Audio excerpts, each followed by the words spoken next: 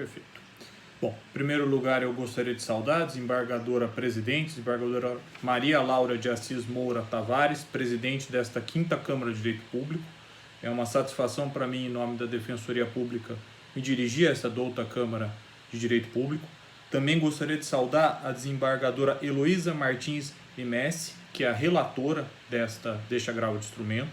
O mesmo ao desembargador Francisco Bianchi, que é o revisor, Bianco, que é o revisor, e ao terceiro juiz, o desembargador Nogueira de Effengler. Se eu pronunciei errado, me desculpo já antecipadamente com Vossa Excelência.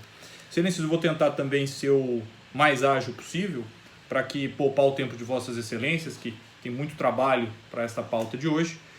É um caso da comarca de Praia Grande, em que a Defensoria Pública ingressou com uma ação a favor da senhora Irenice Pessoa dos Santos da Silva, nossa usuária, que tem um problema grave de asma e também de eosinofilia, que é um aumento dessas células, a eosinófilos, que são células no sangue, que ela tem esses dois problemas. É a questão da asma e essa questão do aumento dessas células, que são células de defesa, fazem com que ela fique mais propensa a infecções, alergia e até alguns tipos de câncer.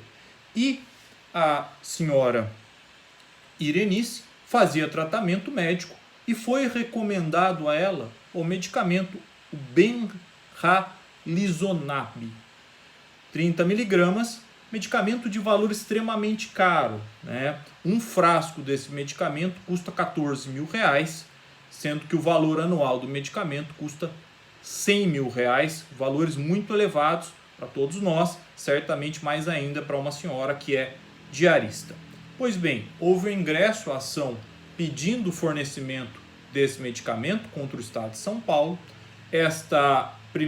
Em primeira liminar, a liminar foi denegada, houve agravo de instrumento e, na liminar do agravo de instrumento, a douta desembargadora relatora, desembargadora Heloísa Martins Messi, concedeu a liminar para que fosse feito o fornecimento do medicamento.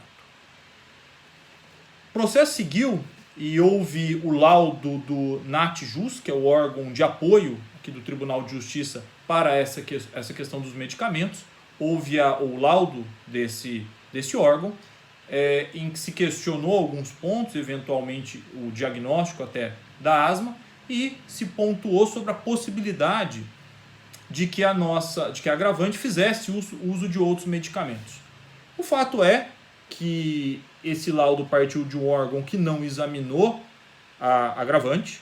A agravante faz acompanhamento médico há muitos anos, tem um problema de saúde eminentemente grave, e, portanto, evidentemente, é o seu médico que tem melhores condições de indicar o medicamento necessário e de chegar à hipótese diagnóstica muito mais do que um profissional que teve contato apenas com as receitas, papéis, mas não a examinou.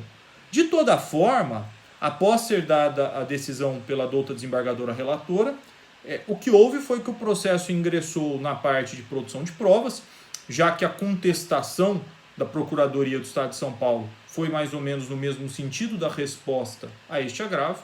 Então o processo ingressou na fase de produção de provas e houve por parte da Defensoria Pública o pedido para que fosse feita uma perícia na agravante, para que se sane qualquer dúvida que o juízo possa ter sobre o diagnóstico de asma e sobre a necessidade do medicamento, do Benralizumab, desse medicamento.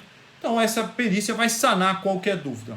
Então, no entender dessa Defensoria Pública, o correto seria a manutenção da liminar, que não há motivos para que ela efetivamente seja revogada, a sua confirmação, já que nós entendemos que não aportou nada ao processo que pudesse alterar esse primeiro entendimento, inclusive que os requisitos, né, do entendimento do Superior Tribunal de Justiça, estabelecido no tema 106 dos recursos repetitivos, que é a comprovação por meio de laudo médico e circunstanciado do problema de saúde, está feito no processo. Também está demonstrada a incapacidade financeira da agravante e a existência de registro na Anvisa do medicamento.